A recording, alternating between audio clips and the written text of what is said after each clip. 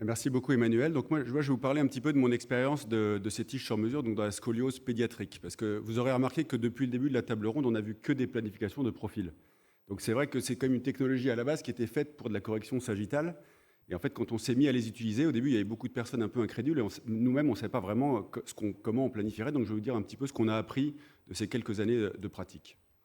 Donc ça pour résumer, c'est peut-être la slide la plus importante, c'est les 10 étapes que moi j'utilise aujourd'hui, parce que c'est en constante évolution, pour planifier mes tiges. Donc bien entendu, en pédiatrie, on doit choisir les niveaux de fusion, proximal et distal. On doit choisir le type d'implant, parce que ça a un impact sur la longueur de la tige. En fonction, si vous terminez sur un crochet sus-lamaire, un crochet transversaire ou une vis pédiculaire, ça affecte de quelques millimètres la longueur de votre tige. Ensuite, le point essentiel, c'est la correction attendue, parce que les premiers cas qu'on faisait, on nous disait toujours combien tu vas réduire ta scoliose.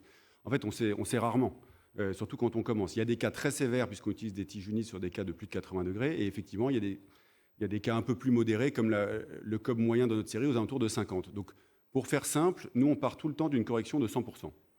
Pourquoi ? Parce que en fait, ça permet d'avoir une tige systématiquement un peu trop longue, et vous ne vous retrouvez pas au moins avec une tige trop courte, qui est quand même l'écueil principal qui pourrait vous arriver. Ensuite, on regarde le point d'inflexion qu'on essaye de mettre entre T11 et L1 en général. On part de ce qu'on connaît le mieux, c'est-à-dire la lordose, qu'on essaie bien sûr d'adapter à l'incidence pelvienne, et avec quelques prérequis. Et parmi les prérequis, on leur demande, dans le modèle prédictif, d'avoir toujours une lordose L4-S1 supérieure à 30 degrés.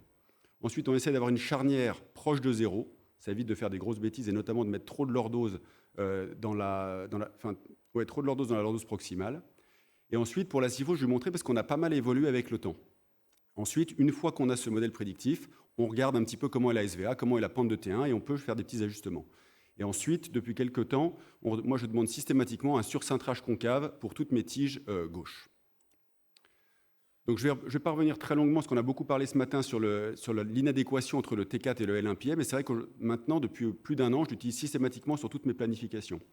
Ce qui est intéressant, c'est qu'en fait, on part de ce qu'on connaît en bas, et une fois que la lordose et l'inflexion sont déterminées, ainsi que l'alignement de la charnière, je leur demande d'utiliser l'inadéquation T4-L1P1, et c'est eux qui me donnent ma valeur de syphose. Et ça donne des valeurs qui ne sont pas toujours instinctives. Vous voyez, parfois, dans ce cas-là, la syphose pré-op était à 45, et bien entendu mal répartie, puisqu'il y avait une grosse lordose qui remontait très haut et une hypersyphose très proximale.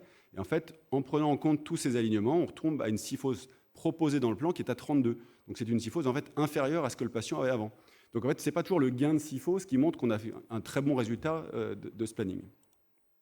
Et si vous respectez ces règles, et si vous avez dans votre plan cette inadéquation qui est inférieure à 4 degrés et en post-op également, en général, vous obtenez un profil relativement harmonieux. Il y a des cas complexes, comme celui-ci, là, l'exemple de gauche, où le profil est tellement perturbé que vous n'avez aucune idée de la syphose à demander. Donc en fait, dans ces cas-là, je pars de ma lordose, je demande une lordose adaptée par rapport à l'incidence, je positionne le point d'inflexion, je mets une charnière neutre et je leur dis débrouillez-vous. Enfin, quand je dis je leur dis, c'est la discussion qu'on a avec les ingénieurs. Débrouillez-vous, mettez-moi un T4L1 pied en adéquation et ça vous donne la tige sur mesure. Et bien entendu, on peut faire parfois quelques petits ajustements. L'écueil principal, j'en parlais juste avant, c'est d'éviter les tiges trop courtes. Donc ça, comme ça nous est arrivé au début de notre pratique, c'est pour ça qu'il faut demander des radios calibrées. Ça, c'est très important. Moi, je rajoute systématiquement les clichés évaluant la flexibilité parce que ça permet d'ajuster le taux de correction.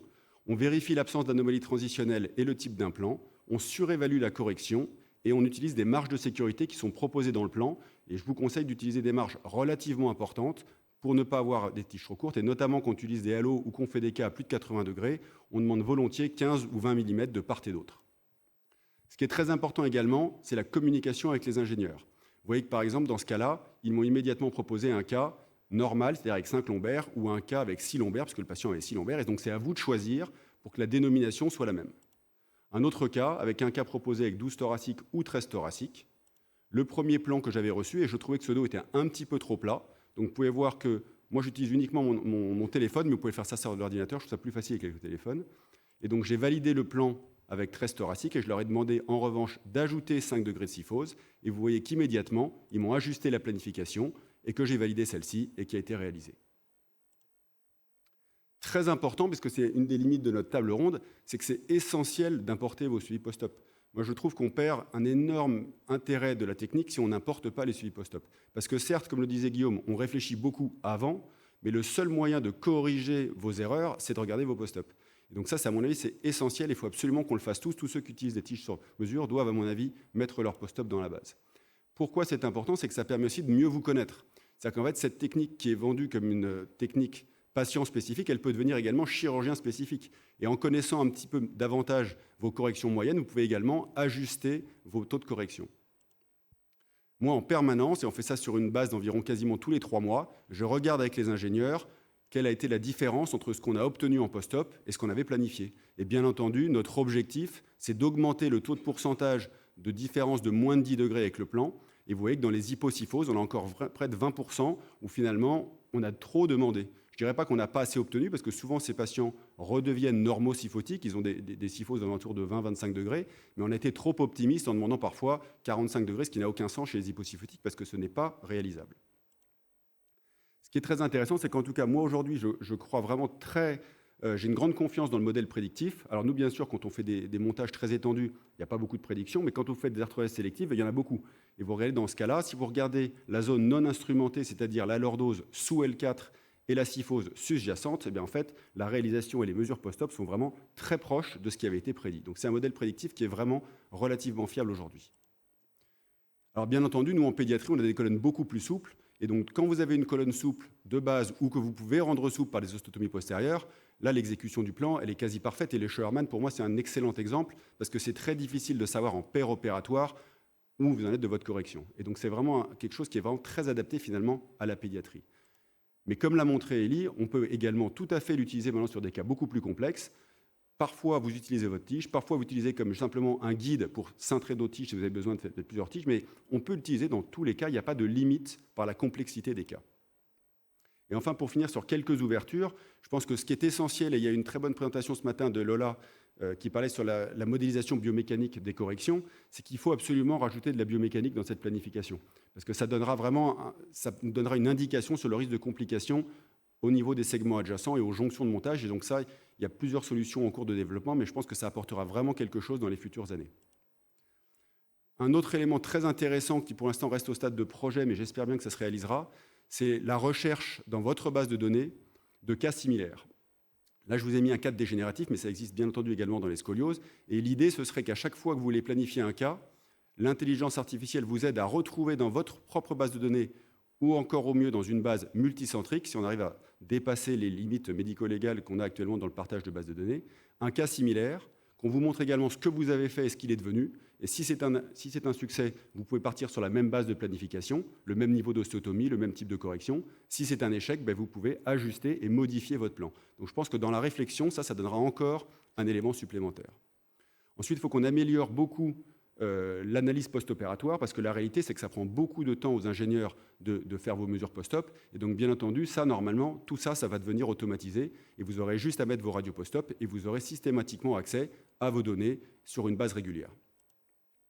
Et ensuite, lorsqu'on pourra améliorer ces dates, vous pouvez demander d'autres choses. Vous voyez, par exemple, moi, quand je fais les arthrodèses sélectives, ce qui m'intéresse, c'est savoir, finalement, quand il y a un mismatch ou une inadéquation, est-ce que c'est la partie que j'ai opérée où je n'ai pas réalisé ce que je voulais, ou est-ce que c'est la prédiction qui n'est pas bonne? Donc vous pouvez demander des nouveaux paramètres. Nous, on appelle ça la LISA, finalement, c'est l'alignement sagittal de la partie vraiment purement instrumentée. Et c'est intéressant de voir si vous avez finalement réalisé ou non votre plan. Ensuite, si on pense effectivement au futur, il faut comprendre que, bien entendu, du point de vue des compagnies, tout ça, ça s'intègre dans vraiment un écosystème. C'est le mot à la mode, les écosystèmes. Mais une fois qu'on a planifié, maintenant, l'étape ultérieure et finale, j'ai envie de vous dire, c'est de vérifier en paire opératoire qu'on réalise ce qu'on fait. C'est indispensable. Donc, bien entendu, il faut mettre les post-op, sinon on ne sait pas ce qu'on a fait. Mais il faut essayer de comprendre également au cours de l'intervention ce qui se passe. Et donc, les deux pistes qui sont en cours de développement ou carrément de lancement et même de mise en pratique, quels que soient les continents, c'est l'importation de la planification de vos tiges dans le logiciel de planification robotique, pour ceux qui utilisent le robot. Comme ça, vous pourrez voir quand vous utilisez le robot, est-ce que vous êtes en train de faire la même chose que ce qui a été planifié avec vos tiges sur mesure. Et la troisième chose, et le dernier point, c'est le suivi segmentaire de la position des vertèbres. Alors actuellement, c'est limité à 5 vertèbres, donc c'est tout à fait applicable pour le dégénératif, les cas que Guillaume a montrés. Pour la scoliose, ce n'est pas encore tout à fait valide, ou alors il faudrait choisir les niveaux qu'on suit, mais vous pourrez suivre en live la correction de ces différents segments. Donc vous pourrez vraiment vérifier, avoir vraiment une confirmation paire opératoire de toute cette planification. Voilà, je vous remercie pour votre attention.